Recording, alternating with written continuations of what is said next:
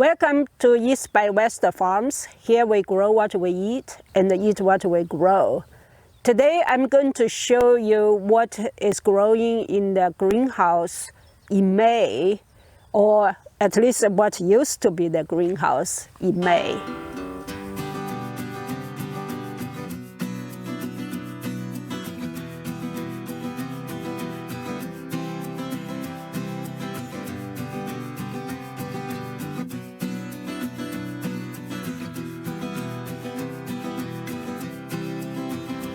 If you ask me to use one word to describe the May weather for this year, I will say it's rain.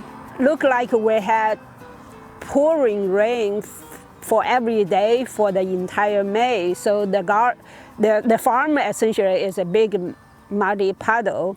I'm standing in a pool of water here. That is this area that is the sunken area that I dug the topsoil and put on the side for the ginger and the turmeric. Even when the canopy, the cover of the greenhouse was on, the water seeped through and accumulated over here. Maybe we should dig a pond inside the greenhouse, and so that we can collect water and grow tropic fish. The water is actually good because once it's poured over here, it seeps deeper into the soil. Those water will be available for the plants when the weather is getting really hot, and they will evaporate out, or the plants will have deep enough roots to access those water. The weather is still unusually cool. I think it's a time to remove the cover.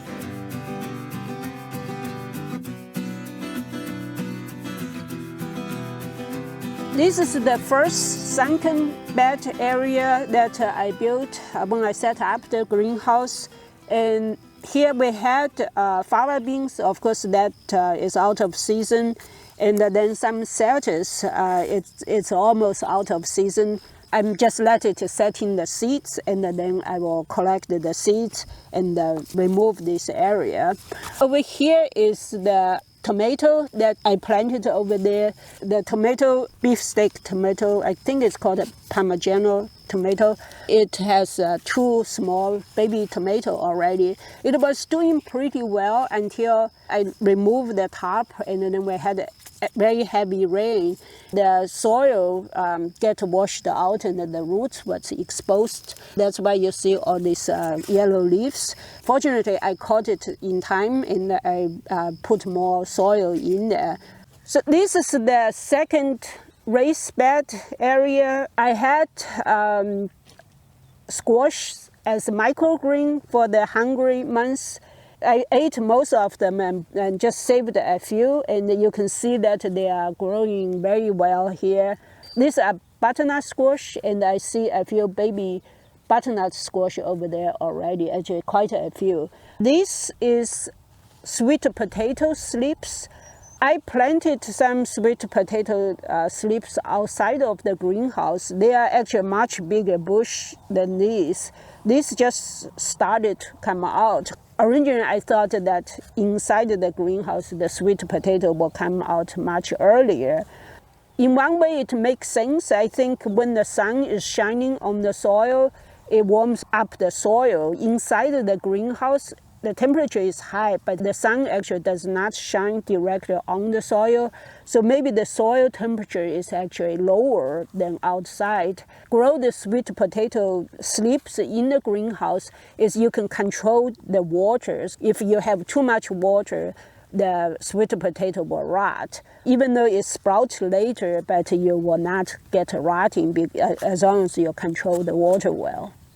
This is chayote that amazingly it survived the big freeze. It was growing very well, but now you get some leafy yellow leaves. I think it's because of the rains. Here is the second chayote plant.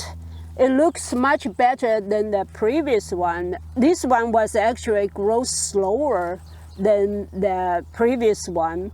and then now it just shoot up. I think that this one actually was growing roots, so it had a slow start. Once the root is established, then it grow much more vigorous than the one that was growing fast at the beginning.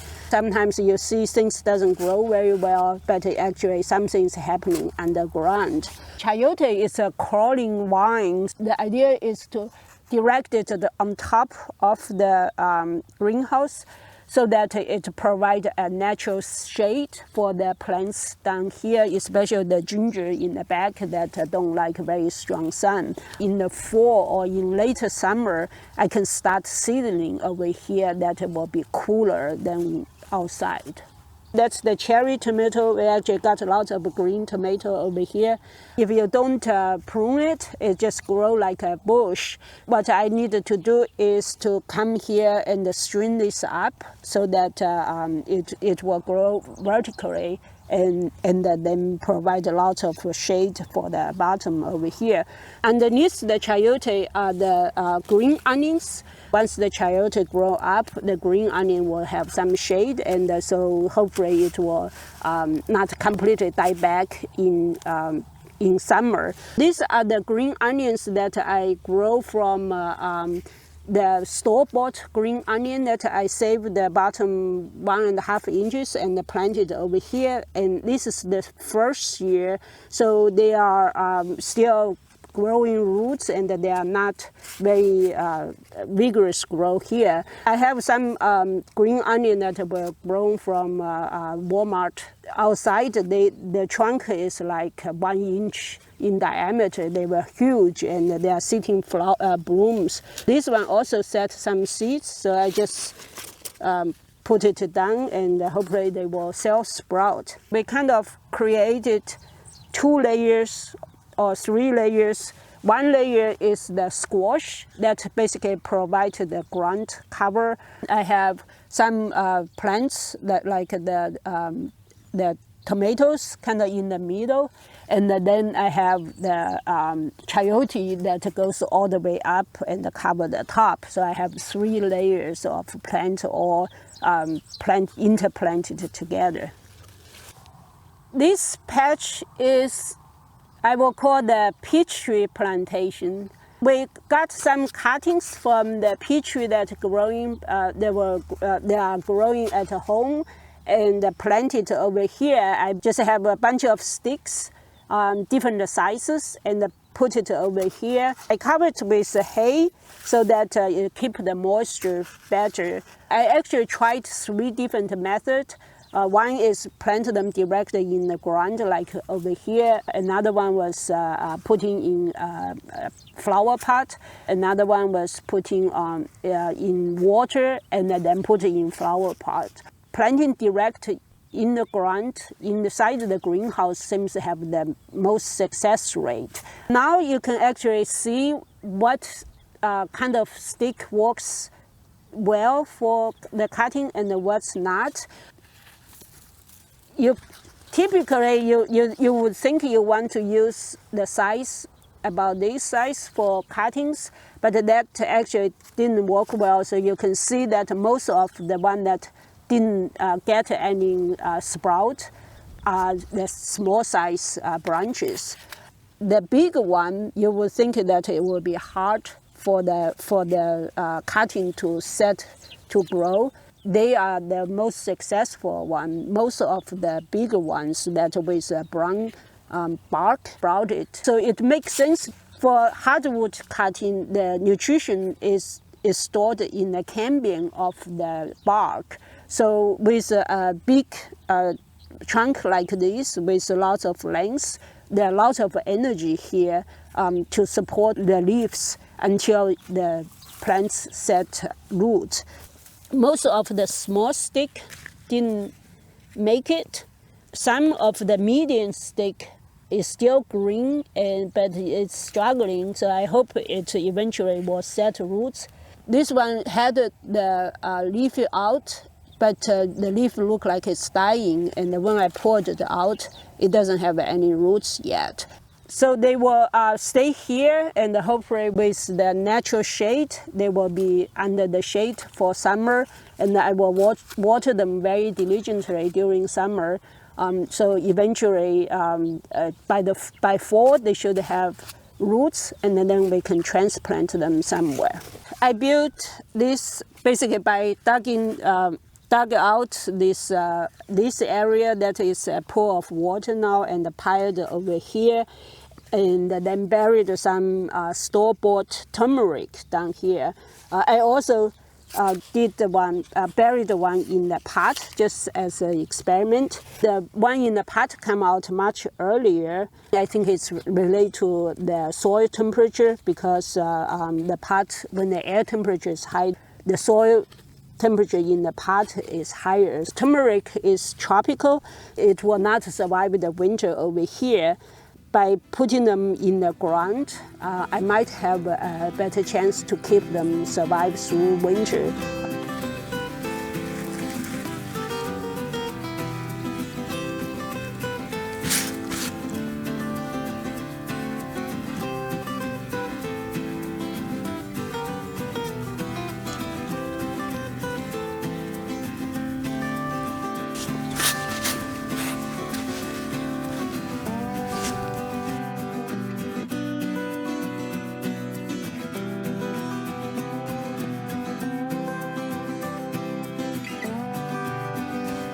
These small twigs over here are the sprout of the ginger. They just start to come out. It's the same idea. The ginger is not going to survive the winter here, especially like early spring when we get a lot of water. The ginger root will just rot. The idea is to grow them under the greenhouse. We can get sun into it, and they will grow well through summer. By fall, we will cover it up. I can control the water, and so we'll see if it will continue to grow under the greenhouse in winter, or it will die back, but it will come out again in spring. I have 2 squash plants that are sprouted over here. The idea is they will grow and provide ground cover for the ginger and for the turmeric, so that in summer the ground is not too hot. They look a little bit yellow, and that's with the rain, seems everything look yellow. A little bit nitrogen fertilizer would make them grow like crazy. These are the 2 avocado that is sprouted from the pit of the avocado we ate.